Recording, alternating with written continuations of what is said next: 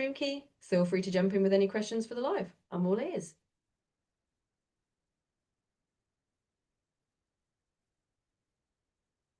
All right, looks like it's pushing signal to YouTube. All right. That was a nail biter, but we got through it. So let me turn the volume off because usually that comes up. So thank you for joining me. Eva's with me. Say hello to everybody, Eva. Hello, everyone. Glad to be here and happy to help out. It sounds like we've got everything working just in time, so let's jump into it. You bet. So for the people watching on YouTube, if you're a channel subscriber, you can comment. I'm going to be looking at the chat. I do see Marie.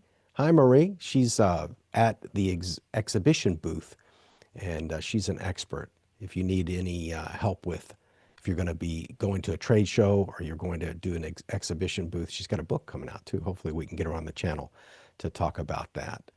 And if you want to interact, if you want to get on the chat and get on camera, you can send me a message via Facebook or LinkedIn, and I'll send you the Zoom invite. So I'm just sifting through all of my open tabs here. So of course we do have something to talk about.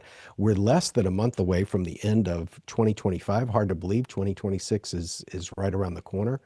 We are closing the chapter on what we're trying to achieve for 2025. So if we have any big projects, we've got a 30-day stretch where we can get it all done. And then of course, we're now in the phase where we're going to start talking about what we're trying to achieve for 2026. So if anybody wants to put in the chat what you're trying to achieve or what you're thinking about for 2026, and Eva, if you can, let's structure for these people a plan for 2026. What's the best way to set goals for the year ahead? Is there any structure or tips you can give them?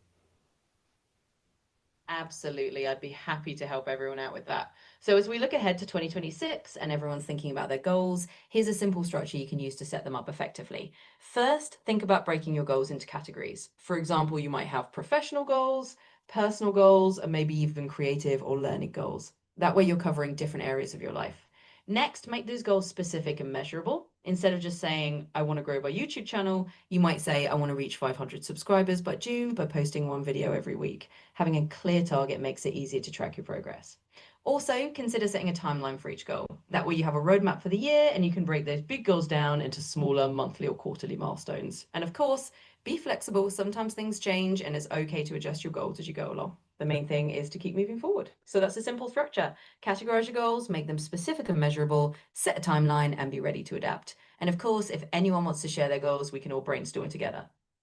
Fantastic. I see that Marie says, I'm trying to finish and publish my book by March 2026. I'm sure she's going to be able to achieve that. She's got quite a bit done so far. And Eva, your volume is fine. That's good. Eva, you brought up something and you almost spelled it out. So if you can, give us the meaning of the acronym SMART as it relates to goal setting, 70 words or less. Absolutely, and congrats to Marie on her book goal. So the acronym SMART stands for specific, measurable, achievable, relevant, and time bound. It's just a handy way to make sure your goals are clear and well structured so you know exactly what you're aiming for and when you want to achieve it. Okay. Eva, what about these, what I hear called a BHAG, which is sometimes that's a much larger goal. That might even be something that you know that's going to take several years to achieve. Can you explain in 70 words or less what the acronym BHAG or BHAG stands for in relation to goal setting? Absolutely. So a BHAG stands for a big, hairy, audacious goal. It's basically a huge, ambitious long-term goal that might take several years to accomplish. It's meant to be bold and inspiring, pushing you out of your comfort zone and giving you a big vision to strive for over the long haul. So it's like your ultimate stretch goal. Thank you, Eva. When I think of list building and really what we're talking about is productivity tools, really at the end of the day, there are two books that immediately come to mind that I think every entrepreneur should own. One is the Checklist Manifesto, and the other one is, I think it's called Getting Things Done Right. Eva, can you give me a 50-word summary for each? Absolutely. So first up, the Checklist Manifesto by Atul Gawande is all about the power of simple checklists to improve outcomes and reduce errors. Go On Day shows how using checklists in fields like medicine or aviation leads to more consistent success. And for Getting Things Done by David Allen, it's a productivity classic that introduces a system to organize your tasks and clear your mind. The goal is to help you manage your to-dos efficiently so you can focus on what matters. Thank you, Eva. I'm going to drop those titles into the chat so that people can see them. And Getting Things Done by David Allen is a lot more about specifically about list building, whereas the checklist manifesto is more about process and procedure in the office. Or let's say if you're a writer, when you sit down to write, should you start with research? Should you start in editing mode? So the checklist manifesto is more about process while you're doing the work. But I think the information in there also empowers the information written by David Allen. David Allen's book, I think, is probably the perfect book about list building. And I'll share with you one thing that I even mention it in my book, Scintilla, because I think the book is that important. We always say, how do you eat an elephant? One bite at a time, you break it down. I also see that's effective as far as written goals. So even if you write down, let's say you put on your refrigerator for tomorrow, clean the house. That's for some of us, especially if you're doing it alone, that's a big task that involves a lot of things. And then sometimes it gets overlooked and it doesn't get done because it seems so overwhelming. If you break that down to things that what it's going to involve, vacuum the living room, clean the toilets. I know that sounds silly, but the further you break those tasks down, you also feel more accomplished as you're going through that list, and it helps keep you in the momentum. So if you're too generalistic with your goals and you just write a one-liner on a stick-it note, you're probably not going to get very much done. But if you go in and actually put in the gradient level detail where things you're going to need. So if you're some piece of equipment, let's say, for instance, is going to be required for you to complete a job. Well, that needs to be on the list too, to go pick up that tool, go borrow it from the neighbor, drive to town and buy that circular saw. So you need to get really gradient and detailed. That's why a lot of things don't get done. And it's great for people. It's hard to get people to even start to write a list. And then once you start writing a list, if you get much more specific about your goals, you'll notice a higher level of efficiency and effectiveness when you get really good at that. Yeah, yeah. Got another positive plug by Marie for Getting Things Done and by David Allen. And I think maybe even the newer revisions of it, the newer editions might even be getting things done right. But either way, we can see. Marie says, when delivering 70 off exhibition stands a year globally, you work off lists and that's right. That's right. Yeah. So that's the logistics when you're dealing with a lot of logistics. Absolutely. You can't be sloppy in your process. That is a great point. I'm going to check LinkedIn and Facebook. So what about, we've got the book. I am, I got slowed down by the injury to my arm a little bit. I should have the artwork for the book in the next couple of days. Got a little late in the season. Obviously, if you're an author, it's really great if you can get your book out before Christmas season, because then you can do all of that great pre-Christmas marketing. But it is a second edition for me, so it wouldn't have the momentum as a completely new release, which hopefully I'll have another completely different book out by April of next year. I don't know if the audio book will be done by then, but the hardcover and the soft cover should be done by then. So first, probably in the next 2 weeks, you'll see the second edition of Scintilla come out, and then maybe 2 or 3 or 4 weeks after that, then the audiobook will be updated. I still think the audiobook is a great buy, and if somebody does buy the audiobook for Scintilla now, I can get you a free copy of the updated version. So I guess that's kind of an offer here. If you don't want to wait, if you want to get the audiobook now of Scintilla. I'm a big fan of audiobooks. Most of what I consume, I'd say 99% now of what I consume are audiobooks. You can get the previous version, this first edition of Scintilla. And if you do that in the next, let's say 30 days, just send me an email. There's all my information is on Facebook and LinkedIn. I'll send you a free copy of Scintilla when it gets updated. And it's going to have about 20% more information. There were some things that I took out, but mostly this second edition is expanded, and there's been some updates as well. So much has happened with AI since when it was originally published in June of 2024 that I made a lot of changes.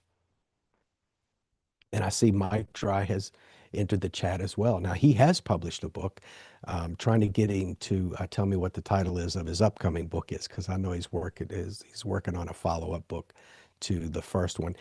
Mike, do you want to drop a Amazon link to your book in the chat? Great time of year to get a copy of this book. It's a baseball book for kids. Parents can buy them for their kids. Grandparents can buy them for their grandkids. So go ahead and plug it in there. Mike, drop that Amazon link in there. Great gift for Christmas, very affordable. And I have a copy of it myself here somewhere. So let's see. Let's go into, and also, Mike, if you want to, since I don't know if you've been watching the whole time, but if you just joined us, we talked about what our goals were to wrap up the year, things that we're trying to get done before the end of 2025, and what our big goals are for 2026. There we go. Okay, we'll get a link in the chat here in just a little bit. So I turned Eva off for a second there because I wanted to, she gets a little overwhelmed when I keep talking and I don't directly answer her questions. But also wanted to mention a new service that that I'm trying right now, and this is for both of you, both of your benefits, Mike and Marie. I've just joined podmatch.com, which is a matchmaking service for podcasters, whether you want to be a guest or whether you want to be a host. I'm only on there as a guest right now. I'm trying out the service. So far, I've been very satisfied. Today, I just appeared on my second podcast. I was on one, I think 2 days ago, and then one today, which was the one today was called A Couple of Nukes, which is run by a hilarious character, a guy named Mr. Whiskey, who's a comedian, but he's also off camera, a great guy, super smart. He gave me, I think, some of the most valid observations and suggestions for my YouTube channel that I've ever got from anybody. And he's probably less than half my age, but he's been a podcaster for 3 years, and he's got hundreds of episodes out there. And he looked at my channel while we were talking. He said, "You need to do this," and he even mentioned a few things on camera. And I'll post that interview, should go up tomorrow, and I'll share it with everybody on LinkedIn and Facebook. And he talks a little bit about YouTube on the during the interview itself. He knows what he's talking about. I was blown away. And let's see here. Yeah, hard not to be romantic about baseball. Yeah, especially in the US. I mean, wow, we love it. Cricket's not really big here, but baseball. And I'm from Louisville, Kentucky. My hometown is where they make the Louisville Slugger. I've been in the factory many times, and I've actually been on the factory floor.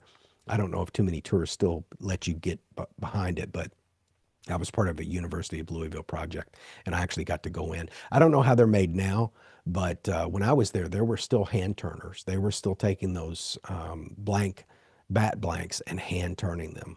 They also had a few machines there. This would have been 2003, so I'm sure it's changed a lot since then. But there were people that were artisans and had been making custom bats for some of the biggest names in baseball. It's an amazing place, even for somebody who's not a hardcore baseball fan, which I'm not in particular. But I really love the factory. I love any kind of factory. I love watching things get made. And wow, what an amazing place. And so much magic has happened under that roof of the factory, and their product has been in the hands of some of the greatest players that have ever lived. So it was something. Softball player, okay, yeah, and that might be. I don't want to spoil it, but that might be what Mike's next book is about. But you'll have to get that from him. I'm still waiting for him to drop the Amazon link in the chat there. All right, 2026.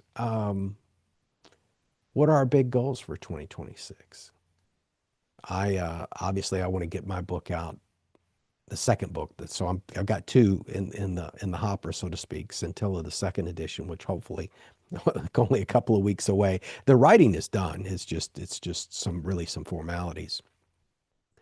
And also, Marie, since you're interactive in the chat, I want to know, Marie, are you gonna go through KDP, which is Amazon, and just use Amazon's ISBN number and sell it on Amazon? Or are you gonna buy an ISBN and possibly sell your book across several platforms? Because I'm on the fence.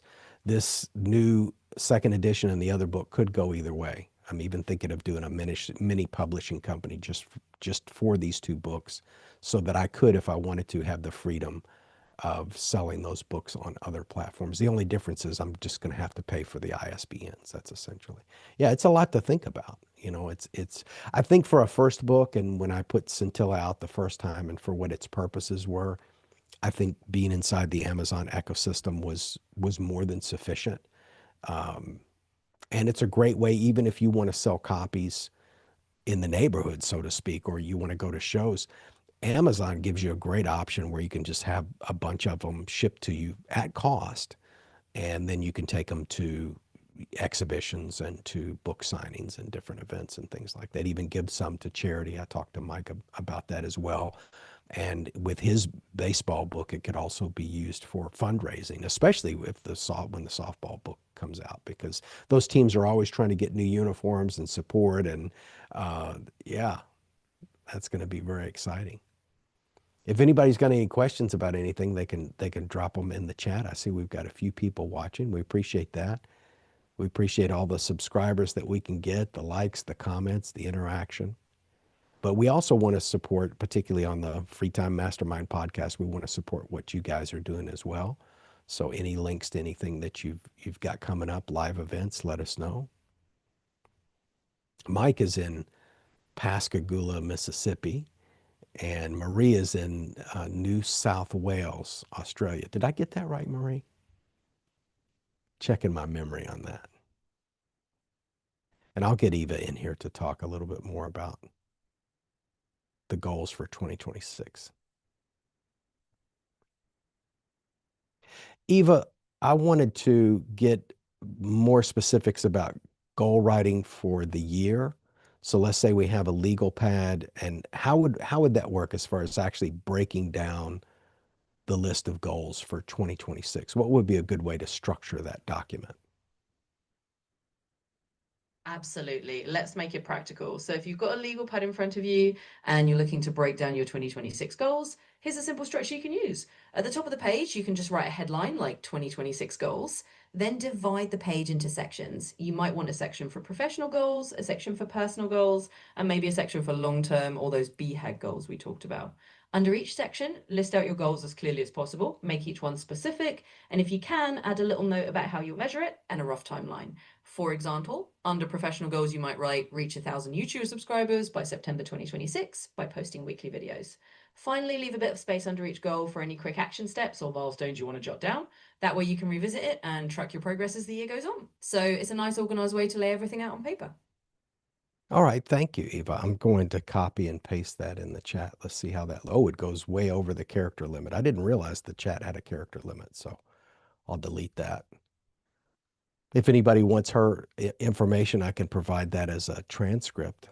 Also, Eva, let me find out about how do you set, so I'll actually turn Eva off for a second, because something that I started to do, and I mentioned it a couple of lives ago, is that I set time for writing. So usually 8 a.m. to 10 a.m. I don't book any meetings or podcasts, and I don't do anything other than writing during that time. Now I've been mostly doing research since I've injured my arm, but I still set that time aside for 8 to 10 every day. I'm at the desk, so to speak. So I've trained myself. That's where I need to be, and I need to be productive during that time and not surfing LinkedIn.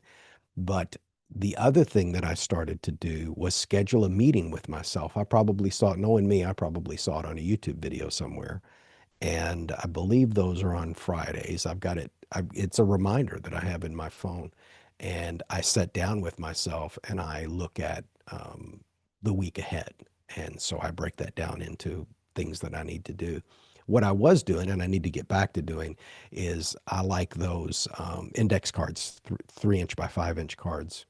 What do they call those in Australia, Marie? We call them 3 by 5, which is, you can't call them that there because that's 3 inches by 5 inches, but it's the same that they used to use in libraries to put the cards for the book titles for. So what I would do before I would go to bed, I would fill one of those out about what I would need to do that next day. So during that 8 to 10 at the desk, the very first thing I would do is I would refer to the 3 by 5 card. Now this is a postcard, which is slightly larger, but you get the idea. And I need to get back in the practice of that because I really felt like I was being more productive when right before bed. And it also made me sleep a little bit better because I was doing a brain dump on the biggest priorities of the next day. And it's amazing how fast things get done when there's a list. It just cannot be library cards. Yeah, there's no more. Well, I don't know about there, but here the libraries are disappearing. So we're going to have to, over there, they're going to have to come up with a new word for them, maybe. But yeah, I was getting so much more done with that. Oh yeah, speaking to audiences, yeah, cue cards, and we have a bigger version too on the 3x5s. Those are pretty sizable. You wouldn't want to put those in a drawer, but if you've got a lot to write down, the bigger ones are good. And I've talked about even, I like them so much. I wrote about it in the book. But the two things, and I don't think I have either one close enough where I can grab them. No, I don't. But two things I really like is I'm not writing as much on paper as I used to. I'm not much at a desk. I'm here usually at this computer desk. I just move this camera and microphone out of the way and I do my work with the keyboard. But let's say I'm going to get some maintenance done on my truck, which now that the truck gets older, it's in the shop a little bit more frequently. But anytime I know I'm going to have a long period of waiting, I'll always bring a legal pad with me, and that's where ideas tend to flow, especially if I can stay off the phone. So when there's a long wait, I just use that time. And I had this obsession with this product by Topps called Docket Gold. And to me, it's the ultimate legal pad. The paper is very, very thick. I use a Sharpie fine point, and this paper is so thick, even the Sharpie doesn't bleed through it. And what's great about the paper is the paper is very thick and substantial. And you feel like you're writing something important because it's the ultimate legal pad. I've even gone to office supply stores in and around the Orlando, Florida area. Nobody is producing anything as quality as Topps Docket Gold. It's the gold, and it's not much more. It's only a little bit more than a regular legal pad. And I don't use the full legal length. I'm using the size that's basically the same as a piece of computer paper. And I love that stainless steel fine tip Sharpie. You put those two things together, and it almost puts you in the mood to create a great idea. So, all right. Yeah, anybody else want to jump in the chat? Feel more than uh, feel more than welcome to. All right, we're almost a half an hour into this. That went very, very quick. Thank you so much for the interaction. That always makes it go very, very smooth. I do want to adjust topics for for you, Marie, and I know you're still here with us. What do you think is the validity of the use of LinkedIn versus Facebook? I've been on and off Facebook over the years, so I've rebuilt my entire network on Facebook several times. LinkedIn, I didn't really mess much with. I think maybe once before and then deleted my account years ago. But now I'm finding a lot more. I'm enjoying it more. There's less distracting junk on there, and there's a lot more alignment with what I'm trying to do business wise. People on there are quite serious about things. And I don't get on Instagram at all. I don't get on X and not on TikTok. So, I'm not saying I'm 100% productive, but once I moved away from those very short content apps, uh, things started moving a lot better. Yeah, LinkedIn is far better for business. And I even looked at the numbers at the income level of LinkedIn. The people, I think the figure is about 20% higher. So the income level is about 20% higher on LinkedIn. And of course, obviously you're dealing with people of a higher education level too. I'm no elitist, but if you're selling a product or service that more appeals to a slightly more educated crowd, or it's business related, or you need people with a little bit higher income, I think it's really great. The part that really humbles me about LinkedIn is I enjoy writing, and the more I do it, the more I'm enjoying it. And today, when I went through Podmatch, and I went to a couple of nukes through that guest, and when I was a guest on his podcast, he pitched me at the end after it was over. He's a military veteran. I'm a military veteran, and he's got a book coming out. I don't know what the date is, but he's collecting stories from veterans, and obviously the veterans have to write them and submit them. So I might have my name on that project. So it's really great to get out there And that wouldn't have happened if I hadn't been on Podmatch. And I didn't know about Podmatch except I saw it on LinkedIn. So this is all kind of tied into that professionalism of LinkedIn and that great advice that he gave me. So you have to mix in with a lot of other people. And networking is very, very difficult. I live 40 minutes away from the nearest grocery store, so there's no local networking that's going to be possible. But as far as professionalism, LinkedIn can't be beat, and it's opening doors. I'm building more of a network in Nicaragua as well because there's a lot of great professionals down there. They do have some limited networking and some events that I'm looking forward to being a part of. And if there's not enough opportunity once I get down there, I'll probably like to maybe start some events down there if it's possible. Oh, the cost of advertising, let's see. So with Facebook, obviously, where it's going to be meta advertising, but let's see what she says. Eva, give me a breakdown about advertising on Facebook versus advertising on LinkedIn, the reach and what the costs are, just in general. Let's get some general numbers out there and some figures. Sure, let's do a general comparison. So when you're looking at Facebook advertising, it's typically known for having a very broad reach. Facebook's user base is huge and diverse, which means you can reach a lot of different demographics. The cost per click on Facebook can be relatively affordable, often ranging anywhere from a few cents to a couple of dollars, depending on your audience and targeting. On the other hand, LinkedIn is more of a professional network, so it's great if you're targeting business professionals or B2B audiences. The reach is more niche and the cost per click tends to be higher, often a few dollars or more per click, because you're reaching a more specific professional audience. In short, Facebook is usually broader and cheaper, while LinkedIn is more targeted to professionals and a bit pricier. It really just depends on who you're trying to reach and what your goals are. Eva, can you give us some specifics? So let's create a scenario where someone is selling their self as a consultant to the trade show business, and they want to get an ad out there that takes them to a, let's say, that gives away a freebie like a book, and it leads them to an email capture page where you're essentially giving them this guide for free. Just they just have to pay for the shipping in exchange for their email address. Can you give us, because we're just trying to get to some true math, some real numbers of what these ads might cost.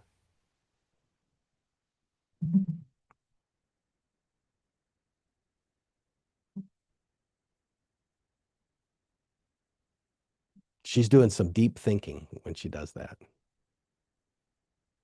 Yeah, absolutely. Let's put some rough numbers to that scenario. So, if you're advertising on Facebook and you're offering something like a free guide or book for the trade show business in exchange for an email, you might see cost per lead that range anywhere from maybe $1 to $5 on average, depending on how well targeted your audience is and how compelling your offer is. Facebook is pretty cost effective for lead generation if you're targeting a broader audience. On LinkedIn, because you're reaching a more specialized professional audience, your cost per lead might be a bit higher. You could be looking at something like $5 to $15 or even more per lead, just because it's a more niche platform with a business focus. So, in a nutshell, Facebook might get you leads at a lower cost. LinkedIn might bring in more qualified leads if your audience is really in that professional trade show space. Just depends on where you want to invest. Wow, 5 to 15. That's pretty expensive, especially when you're giving away a high quality product. Let's contrast that with Gary Vaynerchuk's organic Facebook strategy. So if someone was trying to achieve the same thing through organic reach on LinkedIn, what might that look like? What their efforts would look like on LinkedIn? Absolutely. And that's a great comparison. So, if we're talking about taking a more Gary Vaynerchuk style organic approach on LinkedIn, it's really about investing time rather than ad dollars. So, instead of paying for clicks, we'll be focusing on building relationships and posting valuable content. For example, you probably want to be really active on LinkedIn daily, sharing insights, commenting on industry posts, and engaging with your target audience. You create content that's super relevant to trade show professionals, maybe tips on running successful booths or case studies, and you do it consistently. Over time, this builds credibility and draws in your ideal audience naturally. So the trade-off is that it's more time intensive, but it can be very cost effective. You're basically nurturing leads through valuable content and personal interaction rather than paying for ads. It's a longer game, but it can definitely pay off if you put in the effort. All right, thank you, Eva.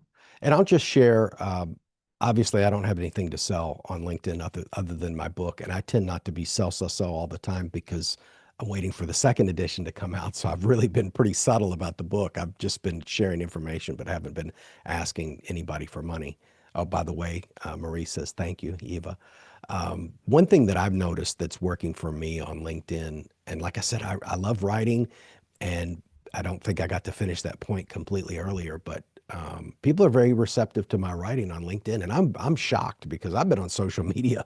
I mean, since before I've been on the internet since back when you had to dial a computer, you had to put the phone number in, and there really hasn't been much appetite for the content that I'm producing, but I enjoy it anyway, so I do it. But LinkedIn, when I write a thoughtful piece, it people are starting to share some of my stuff, and I'm very flattered because I'm not used to that. So I may have found a home, and I mean that very sincerely. But what I'm noticing that I'm doing on that's working on LinkedIn is that, like, particularly with the Nicaraguan market. I want to build a lot of business relationships down there. So I'm not really industry specific. I'm just looking for people that seem very interesting, that have very interesting backgrounds, that have varied backgrounds. And sometimes I'll look for people that have a little bit of a bigger reach because let's say I want to start a trade show or I want to have an exhibition or I want to have a bunch of speakers. Well, it's nice if I team up with six other people that have 2 to 10,000 contacts on LinkedIn. So what I do first is I just passively follow those people. I'm not interacting with them. I'm not, again, I really, at this point, I don't have anything to sell. So I'm just following people that I would love to be connected with. And usually what you'll do is you'll see that they'll in turn look at my page, they'll look at my stuff, and then they'll decide whether they want to follow or not follow. Now, this, I didn't read this in a book. I just started doing this on my own, and it's worked out very well. Usually 24 hours after somebody follows me, because I look at that every day when I get in and I log on LinkedIn. I look at the people that have started to follow me. If they follow me 24 hours later, I send them a simple direct message that says, hey, thank you for the follow. If you'd like, we can be connected as well. And at this time, I'd say more than 9 out of 10 times they'll connect with me. So now I have these new friends, and some of them are more interactive. The ones in Nicaragua, since they're primarily Spanish speakers, they're not being as interactive with my content. Sometimes that's slowly starting to grow. But once I'm down there and I want to network, we will have already had a long-term internet LinkedIn relationship by the time I then maybe pitch them an idea to come in as a speaker to collaborate on a meeting. So I'm turning this very, very cold audience into warm and then maybe hot once I get down there and I start building business. So I'm thinking about the future, and really social media is the long game. So for your purposes, what you want to do with your book, instead of running ads, you can also likewise do that type of organic reach where you're following people. And if they're small enough, now if somebody's got 10, and here's an important thing, if they've got 10,000 followers and you follow them, they're not going to notice because they're too big. But I noticed if you're in that range where they have less than 500 people, they notice the followers, especially if they're from a different industry or a different area of the world. They're curious, so they'll look at your page, and sometimes they'll follow you and sometimes they won't. And I have this it's not an aggressive approach at all. And that might be something to do without spending a lot of money. All right, Mike, I'll give you, you have any questions? Anything you want to bring up? Anything you want to mention? I still don't see that link. Are they letting you drop the Amazon link for your book, Mike? If you're on mobile, it might be tough to do that. Yeah, I wanted to do at least 30 minutes, and we well went over that. So that's fantastic. Any questions for the wrap up? I'm going to keep my eye on the chat. I don't know what the delay is. Usually the delay is about a minute, but I'll keep any final questions for Eva? I'll keep my eyes peeled here. And thanks everybody for coming. I appreciate it.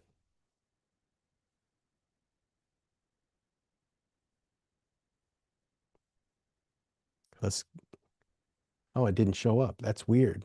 Yeah, that's really weird. All right, all good in Australia. That's good. Yeah, yeah. All right. Thank you, everybody. I appreciate it. And I'm going to try to make this every Sunday if possible.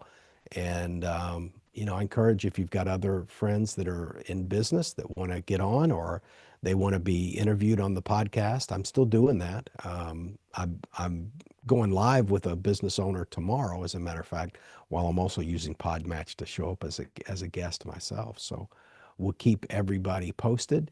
And Mike, once this chat is done, and the live is finished, try to put your link to the book in the regular comments, and I think it will come up at that point.